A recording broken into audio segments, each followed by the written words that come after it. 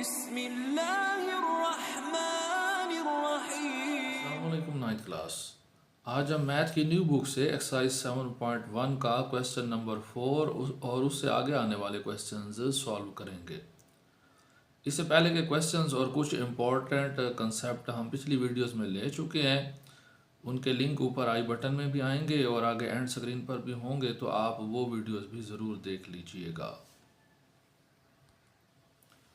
Question number 4 में वो कहता है which of the following points are at a distance of 15 units from the origin. दरजेल point में से कौन से पॉइंट्स ओरिजिन से 15 यूनिट के फासले पर हैं। तो उनमें से पहला पॉइंट जो उसने हमें दिया है वो है 176 अंडर रूट और 7। कोऑर्डिनेट एक्स इसका है 176 अंडर रूट और कोऑर्डिनेट वाई है इसका 7। तो पहला पॉइंट ये हो गया हमारे पास, और दूसरा पॉइंट क्या होगा, ओरिजिन। और आप जानते हैं कि ओरिजिन के जो कोऑर्डिनेट्स होते हैं वो क्या होते हैं, 0 0। तो हम ओरिजिन के कोऑर्डिनेट्स भी राइट कर लेते हैं। ओ इसके कोऑर्डिनेट्स हो गए 0 और 0। अच्छा स्टूडेंट्स, ये हम डिस्टेंस जो है ना, डिस्टेंस फार्मूला की मदद से मालूम करेंगे, और वो फार्मूला हमने ऑलरेडी पिछले लेक्चर्स के अंदर डिस्कस किया है। अगेन राइट कर लेते हैं। d is equal to x2 minus x1 सारे का जज़र, सारे का square, plus y2 minus y1 इस सारे का स्क्वायर और फिर सारे का जज़र। अच्छा, इसमें ये जो डिफरेंस हमने लेना होता है ना, ये हमने तब लेना होता है जब दोनों पॉइंट्स ऐसे हों कि उनमें कोऑर्डिनेट्स की कोई वैल्यूज़ हो। मतलब इन दो पॉइंट्स में से कोई ओरिजिन ना हो। अगर दो पॉइंट्स में कोई ओरिजिन हो तो फिर हमें ये कोऑर्डिनेट्स का डिफरेंस लेने की ज़रूरत नहीं है। यूँ कह लें कि अगर हमारे पास एक पॉइंट जो है वो नॉन ओरिजिन है और एक पॉइंट ओरिजिन है, तो फिर आपका ये डिस्टेंस का जो फार्मूला है इसको हम कुछ ऐसे राइट कर सकते हैं। d is equal to x square plus y square whole under the root. इसमें x से मुराद उसी गिवन पॉइंट का पहला कोऑर्डिनेट है, जैसे हमारे केस में 176 का जज़र, और दूसरा पॉइंट इस गिवन पॉइंट का दूसरा कोऑर्डिनेट है, जैसे हमारे केस में ये 7 है। तो हमें ये डिफरेंसेस इस केस में लेने की ज़रूरत नहीं है जब दूसरा पॉइंट क्या हो, ओरिजिन हो। तो हम डायरेक्ट इसमें वैल्यूज़ डाल देते हैं। Putting the values in equation 1, इसको आप 1 कह लें और इसमें वैल्यूज़ पुट कर दें। तो हमारे पास जो है ना d बराबर आ जाएगा किसके, x की वैल्यू हमारे पास 176 अंडर रूट है। ये ख्याल कीजिएगा उसने यहाँ पर ना थोड़ी चीटिंग कर रखी है हमें फंसाने के लिए। तो आपने ये अंडर रूट नहीं भूलना, 176 का अंडर रूट और फिर इसका हो गया स्क्वायर, प्लस y की वैल्यू हमारे पास 7 है, 7 का स्क्वायर और फिर सारे का अंडर रूट। अच्छा, 176 का अंडर रूट और स्क्वायर हो जाएंगे आपस में कैंसल, और 7 7 दा 49 हो जाएगा। तो ये आ गया 176 प्लस 49। चाहे तो आप इसको कैलकुलेटर पर ऐड कर लें, चाहे तो ज़बानी ऐड कर लेते हैं। d हमारे पास बराबर हो जाएगा जी 170 में 40 जमा करेंगे तो 210 हो जाएंगे। 210 में 9 और 6 15 हो जाएंगे, तो 225 हो जाएंगे ये टोटल, 225 का जज़र। तो हम इसको कैलकुलेटर पर सॉल्व करते हैं, अंडर रूट निकालते हैं, तो वो हमारे पास आता है 15। तो d की वैल्यू हमारे पास क्या आ गई, 15 आ गई। तो लिहाजा जो उसने पूछा था कि इनमें से कौन सा पॉइंट ओरिजिन से 15 यूनिट्स के डिस्टेंस पर है, तो ये पहला पॉइंट जो है ना उस कंडीशन पर पूरा उतरा है। ये ओरिजिन से 15 यूनिट्स के डिस्टेंस पर है। अब अगले दो जो पार्ट्स हैं उनको चेक करते हैं कि आया उनका डिस्टेंस ओरिजिन से 15 है या नहीं है। जी, इसमें हमें उसने जो कोऑर्डिनेट्स दिए हैं वो 10 और -10 हैं। तो हम इसको डायरेक्ट ही हल करते हैं, थोड़ा शार्ट में अगले सवाल हम हल करेंगे ताकि ये जल्दी हमारे हल हो जाए। पहला सवाल हमने डिटेल में किया है। तो d बराबर x square plus y square सारे का जज़र। तो x की वैल्यू हमारे पास 10 है, 10 का स्क्वायर हो जाएगा। y की वैल्यू हमारे पास है -10, तो -10 का स्क्वायर हो जाएगा whole under the root. Value चाहे पॉजिटिव हो चाहे नेगेटिव हो, स्क्वायर के बाद वो पॉजिटिव हो जाती है। तो d की वैल्यू क्या आ जाएगी हमारे पास 100 प्लस 100 सारे का अंडर रूट, ये हो गया आपके पास 200 का अंडर रूट। तो आप 200 का अंडर रूट निकालें तो वो हमारे पास 14.14 आता है। जो कि 15 के बराबर नहीं है। लिहाजा जो उसने हमसे पूछा था कि इनमें से कौन से पॉइंट्स ओरिजिन से 15 यूनिट्स के डिस्टेंस पर हैं, तो ये जो हमारा पार्ट 2 में पॉइंट दिया गया है ये ओरिजिन से 15 यूनिट्स के डिस्टेंस पर नहीं है। जी पार्ट 3 में हमें जो पॉइंट दिया गया उसके कोऑर्डिनेट्स है 1 और 15। तो डायरेक्ट हम फार्मूला लगाते हैं d is equal to x square यानी कि 1 स्क्वायर प्लस वाई स्क्वायर यानी कि 15 स्क्वायर। तो 15 का स्क्वायर हम कैलकुलेटर पर फाइंड करते हैं, तो हमारे पास d की वैल्यू 1 प्लस 225 आ गई है। तो 225 जमा 1 यानी कि 226 का जज़र। तो स्टूडेंट्स अभी हमारे पास 225 का जज़र 15 आया था, तो इसमें 1 का इजाफा हो गया। इसका मतलब ये है कि ये वैल्यू एग्जैक्ट 15 नहीं होगी। तो हम इसका स्क्वायर रूट निकाल के देखते हैं। तो ये हमारे पास आ रहा है 15.03 और 15.03 15 के बराबर नहीं है। लिहाजा उसने हमसे जो पूछा है कि कौन सा पॉइंट ओरिजिन से 15 यूनिट्स के डिस्टेंस पर है, तो ना पार्ट 3 वाला पॉइंट 15 यूनिट्स के डिस्टेंस पर है और ना ही पार्ट 2 वाला। जस्ट पार्ट 1 वाला जो आपके पास पॉइंट था वो ओरिजिन से 15 यूनिट्स के डिस्टेंस पर है।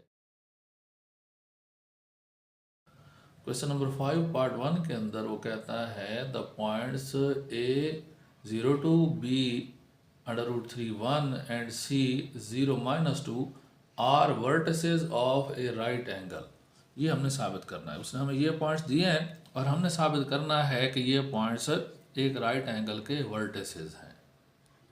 राइट एंगल का आप लोगों को पता होगा, राइट एंगल ट्रायंगल जिसमें एक जाविया कितने का हो, 90 डिग्री का हो, और वर्टिसेस कहते हैं इन कोनों को।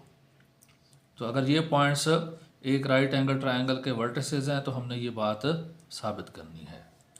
पहले तो हम ना इन पॉइंट्स के दरमियान डिस्टेंस लेते हैं, ए और बी के दरमियान लेते हैं, बी और सी के दरमियान लेते हैं और सी और ए के दरमियान। तो इससे ना ट्रायंगल की 3 साइडें बन जाएंगी। फ़र्ज़ करें ये ए बी डिस्टेंस है, फिर ये हो गया बी सी डिस्टेंस और ये हो गया सी ए डिस्टेंस। तो पहले तो हम ये डिस्टेंसेस फाइंड करते हैं। पहले हम डिस्टेंस पॉइंट ए और पॉइंट बी के दरमियान डिस्टेंस निकालते हैं, जिसको हम ज़ाहिर कर लेते हैं ए बी से।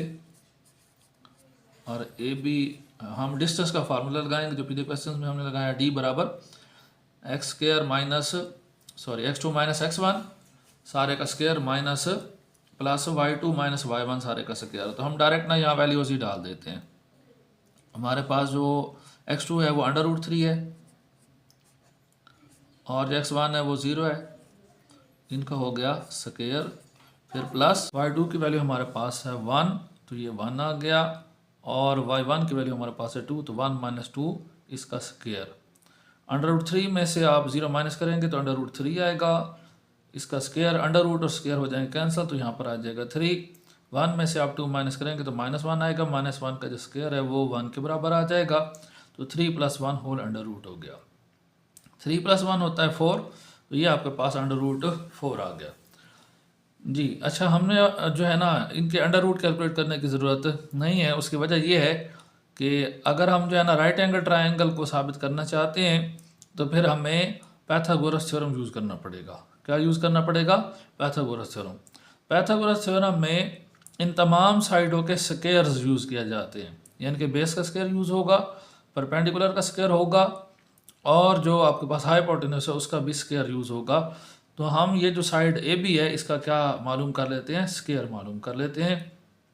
तो जब हम इधर ए बी का स्क्वायर लेंगे, इधर 4 अंडर रूट का स्क्वायर लेंगे, अंडर रूट और स्क्वायर हो जाएंगे कैंसिल, तो ए बी स्क्वायर बराबर आ जाएगा किसके? 4 के। हम इसको इक्वेशन नंबर 1 का नाम दे देते हैं।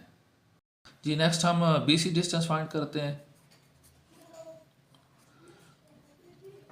बी सी हमारे पास जो है इसमें पॉइंट सी हमारा दूसरा पॉइंट हो गया और बी हमारा पहला पॉइंट हो गया।